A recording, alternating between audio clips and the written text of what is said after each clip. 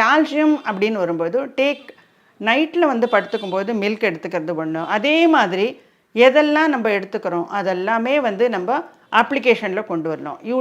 நிறைய கீரையை எடுத்துக்கணுன்ற மாதிரி நிறைய கீரையை உபயோகித்து தைலம் தயாரித்து அதை உபயோகப்படுத்தலாம். கரிசலாங்கண்ணி கீரை தைலமாக நீங்கள் வந்து ஸ்டார்ட் பண்ணலாம். அதாவது தைலம் காய்ச்சி ஸ்டோர் பண்ணிக்க வேண்டாம். கரிசலாங்கண்ணி கீரை ஒரு கட்டு இருந்ததுன்னா அதை க்ளீன் பண்ணிவிட்டு அதையே வந்து நல்லா அரைச்சி சாறு எடுத்துகிட்டு அதில் வந்து கொஞ்சம் சீயக்காய் பொடியை கலந்தோ கடலை மாவு கலந்து நீங்கள் ஹேரை வாஷ் பண்ணிக்கும் போதே உங்களுக்கு வந்து இந்த 50 வயதுக்கு மேல் அப்படிங்கிற ஒரு எண்ணம் வராமல் முடி வந்து கொட்டுறது ஃபஸ்ட்டு அரெஸ்ட் ஆகிடும்.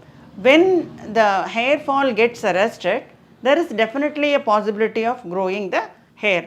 அது தவிர நீங்கள் இந்த 50 இயர்ஸ்க்கு மேலே everybody whether it is a male or a female they are prone to go for some tie.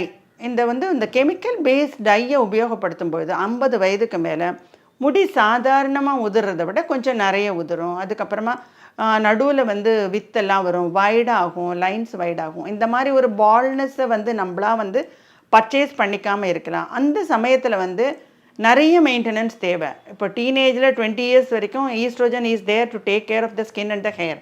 But 50 இயர்ஸில் வந்து எல்லாமே ஸ்டாப் ஆகும்பொழுது the maintenance should be really very difficult for you to maintain. But பண்ணி தான் ஆகணும். நீங்கள் maintain பண்ணிகிட்டே இருந்தீங்கன்னா 50 வயதுக்கும் மேலேயும் தலைமுடி உதிரும் அப்படிங்கிறது இல்லை, கண்டிப்பாக வளரும்.